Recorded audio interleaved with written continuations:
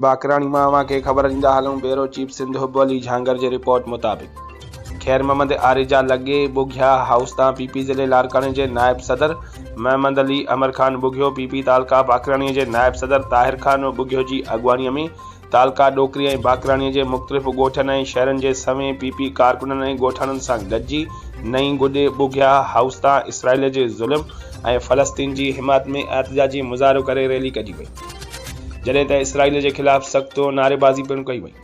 उन मौक़े ते रैलीअ खे ज़िले लारकाणे जे नायब सदर महमद अली अमर खान बुघियो, सरदार अली ॾिनो खान गाॾई, ताहिर खान बुघियो ऐं ॿियनि ख़िताब कंदे चयो त इसराइल इंसानियत जा सभु लीका लताड़े छॾिया आहिनि।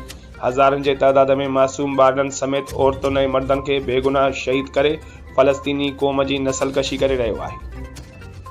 उन्हनि वधीक चयो त इसराइल तरफ़ां इस्पतालनि ऐं इमदादी कैंपनि ते हमला शर्म जोॻो अमल आहे। उन्हनि चयो त OIC गॾियल क़ौमुनि ऐं ॿियनि फ़ोरमनि ते इसराइल जे ज़ुल्म ख़िलाफ़ आवाज़ उथारणु घुरिजे।